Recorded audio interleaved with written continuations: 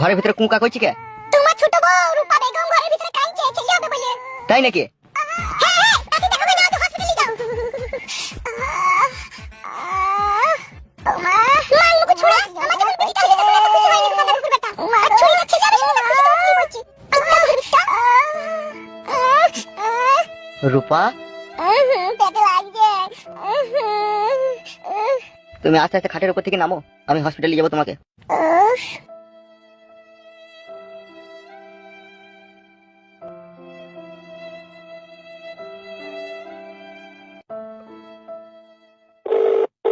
কি রে শালা কুত্তার বাচ্চাটা, ফোনটা তুলতে তো দেরি করছে কেন? হ্যালো বে, তুই কুত্তা বে? আমি রাস্তায় আছি, বলো। বলছি আজাহারকে একবার ফোনটা কর, ডিকো গাড়িটা নিয়ে আনতে বল, আমার বউকে হসপিটালে যাবো, পেটে লাগছে।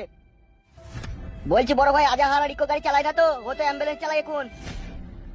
বে অ্যাম্বুলেন্সটা আনতে বলবে তাড়াতাড়ি। কেন বড় ভাই, কার কি হয়েছে কি? হ্যালো বৈদ্যু, আমার ছোট ভাই ছেলে হবে, পেট কুনাইছি, পেটে লাগছে। বেশ ঠিক আছে বড় ভাই, আমি আজাহারকে ফোন করে বল দিচ্ছি, ও এখনই অ্যাম্বুলেন্স নিয়ে পৌঁছে যাবে। তাড়াতাড়ি বল, দেরি করি না, নাহলে বাড়িতেই ডেলিভারি হয়ে যাবে। তুমি চিন্তা করো না, 10 মিনিটের মধ্যেই পৌঁছে যাবে। বেশ ঠিক আছে, রাখ। চিন্তা করো না, এখনই অ্যাম্বুলেন্স আসছে, ফোন করলাম। দাঁড়িয়ে থাকতে কষ্ট হয়তো, একটু বসো।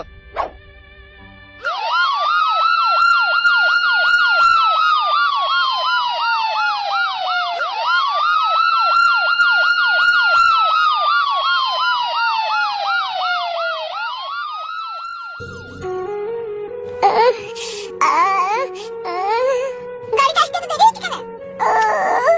তোমরা তো ফোনটা আগে করে করতে পারো না। একটু ধৈর্য রাখো, একটু ধৈর্য রাখো। গাড়ি নিয়ে চলে এসেছি। এত দেরি হলো কিসের লেগে আসতে? গাড়িতে তেল শেষ হয়ে গেল।